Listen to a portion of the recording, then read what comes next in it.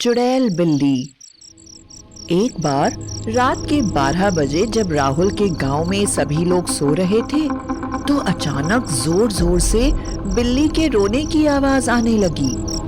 आवाज इतनी तेज थी कि पूरे गांव के लोग अपने घर के बाहर आ गए और देखने लगे कि आवाज कहां से आ रही है।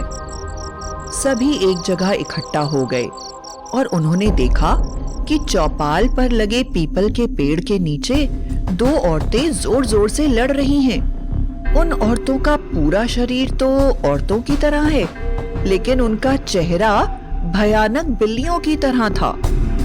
उनके मुंह में बड़े बड़े दांत थे और वे अपने पंजों से एक दूसरे को मार रही थीं। एक बिल्ली जैसी दिखने वाली औरत जोर जोर से रो रही थी और दूसरी औरत क्रूरता से उसके ऊपर आक्रमण कर रही थी और उसे मार रही थी। लोग दोनों बिल्ली जैसी चुड़ैलों को देखकर बुरी तरह से डर गए और वापस अपने घरों में जाकर दरवाजा बंद करके सोने की कोशिश करने लगे।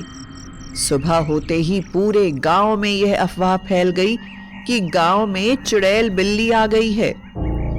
मुखिया जी ने सभी गांव वालों की एक मीटिंग बुलाई और सभी उसमें चुड़ैल बिल्ली के बारे में उन्होंने जो भी देखा बताने लगे।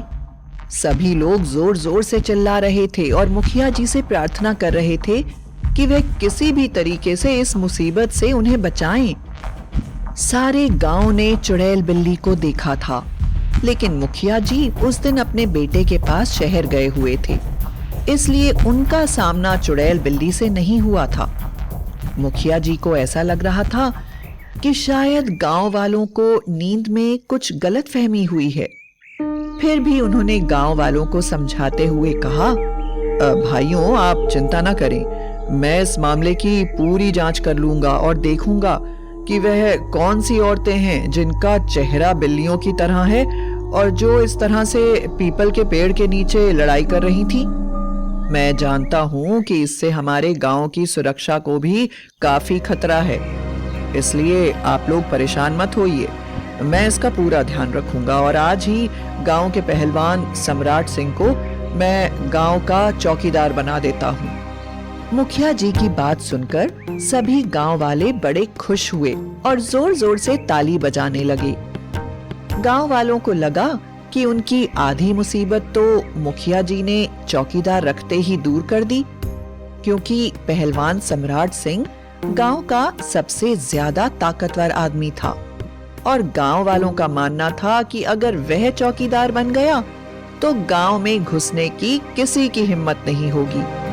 खैर रात हुई और सब लोग अपने अपने घर सोने चले गए।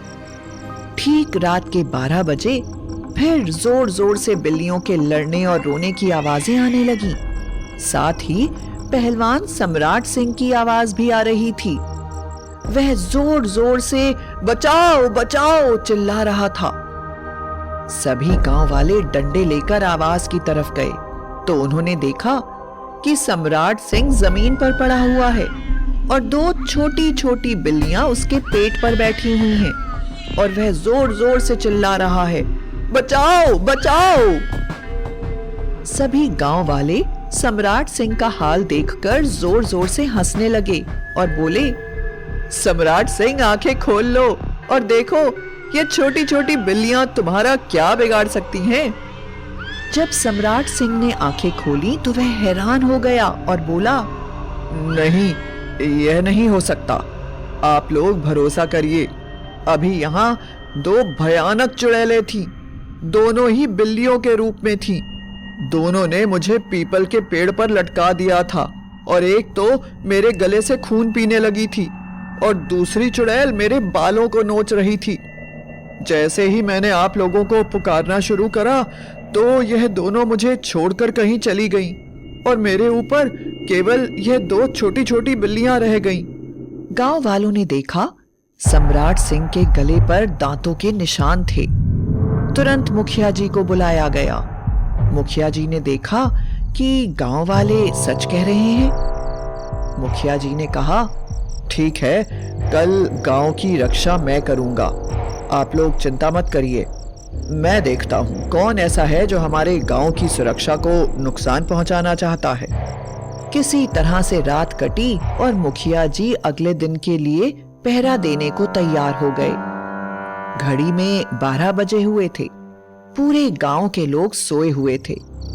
मुखिया जी पीपल के पेड़ के नीचे डंडा लेकर बैठे हुए थे। अचानक मुखिया जी ने देखा कि 2 बूढ़ी औरतें घूंघट काढ़े चली आ रही हैं। मुखिया जी बोले, क्यों चाची, तुम्हें चुड़ैल बिल्ली के बारे में पता नहीं है? इतनी रात को यहाँ क्यों घूम रही हो? जल्दी जल्दी जाओ और अपने अपने घरों में दरवाजा बंद करके सो जाओ। तुम सबकी सुरक्षा के लिए मैं यहाँ पर बैठा हूँ। देखता हूँ किसमें हिम्मत है जो यहाँ आए। दोनों औरतें मुखिया के पास आ गईं और बोली, अरे मुखिया बेटा, तुम्हें क्या बताएं, हम दोनों पड़ोस के जंगल में ही रहते हैं। पड़ोस के जंगल में एक जादूगरनी आ गई है जिसने बहुत आतंक मचाया हुआ है। बस जल्दी जल्दी घर पहुंचना चाहते हैं, लेकिन मेरे चेहरे पर किसी जानवर ने काट लिया है जिससे बहुत दर्द हो रहा है। क्या तुम्हारे पास कोई दवाई है?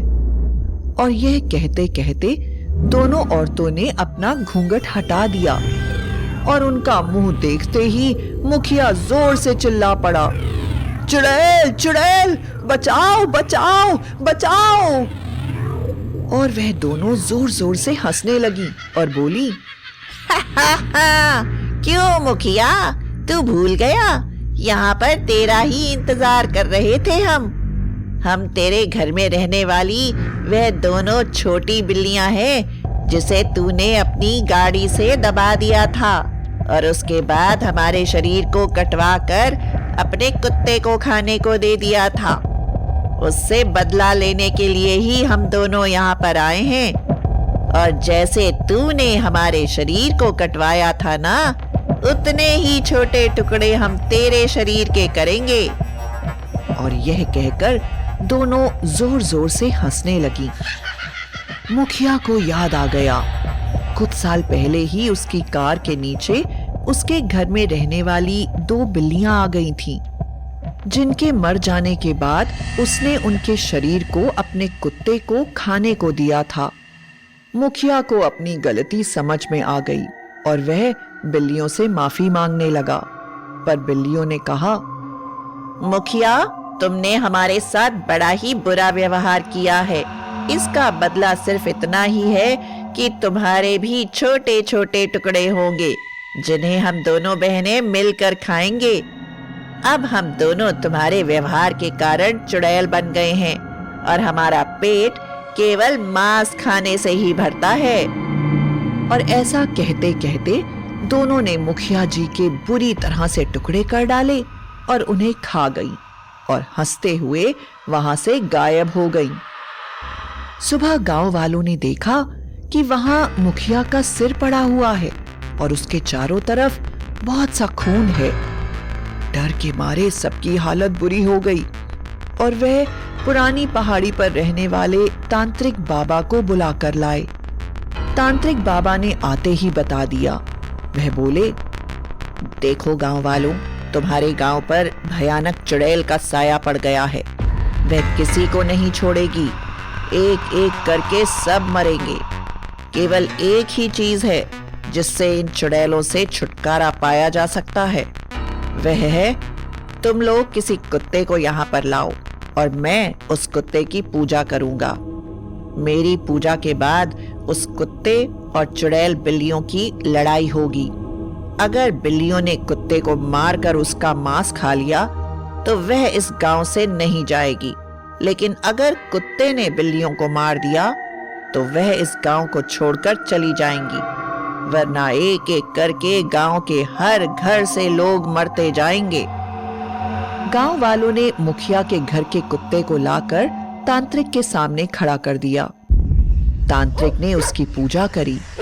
पूजा करते ही कुत्ता जोर जोर से बोलने लगा और उसकी आंखें लाल हो गईं। कुत्ता जोर जोर से गुर्राने लगा और अचानक उसका शरीर एक बहुत ही बड़े भयंकर आदमी के रूप में बदल गया, जिसका चेहरा कुत्ते की तरह था और शरीर राक्षस का। वह बोला, आ जाओ बिल्ली चुड़ैलो, आज तुम्हारा आखिरी दिन है। पहले भी तुम्हें मैंने ही खाया था, आज भी मैं ही खाऊंगा। वह चिल्लाया और लड़ाई के लिए चुड़ैलों को ललकारने लगा।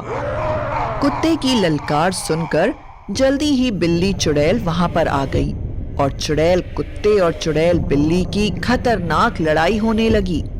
बिल्लियां जोर जोर से कुत्ते पर आक्रमण कर रही थी और कुत्ता तांत्रिक द्वारा करी गई पूजा के कारण पूरी ताकत से दोनों बिल्लियों से लड़ रहा था। अचानक चुड़ैल बिल्लियों ने कुत्ते को जमीन पर गिरा दिया और उसके गले में अपने दांत लगाकर उसका खून पीने लगे। सारे गांव के लोग बहुत डर गए और तांत्रिक जोर जोर से पूजा करने लगा। बिल्ली और कुत्ते दोनों ही भयानक आवाजें निकाल रहे थे। तांत्रिक ने पूजा के चावल कुत्ते पर फेंके और अचानक ही वह तेजी से खड़ा हो गया। उसके शरीर से खून बह रहा था, लेकिन उसने अपने दोनों पंजों में एक एक बिल्ली को पकड़ा हुआ था। उसने अचानक अपने पंजों की पकड़ से दोनों चुड़ैल बिल्लियों की गर्दनें तोड़ दी और उनका खून चाटने लगा। तेज आवाज के साथ बिल्लियों के अंदर से चुड़ैल की आत्मा निकलकर आसमान में उड़ गई और कुत्ता जोर से जमीन पर गिर गया। तांत्रिक ने फिर उसके ऊपर पूजा के चावल डाले और वह वापस अपने असली रूप में आ गया। इस तरह बिल्ली चुड़ैलों के प्रकोप से गांव को मुक्ति मिल गई और सब शांति से रहने लग गए और सबने वादा किया कि वह आज के बाद किसी भी जानवर के साथ दुर्व्यवहार नहीं करेंगे।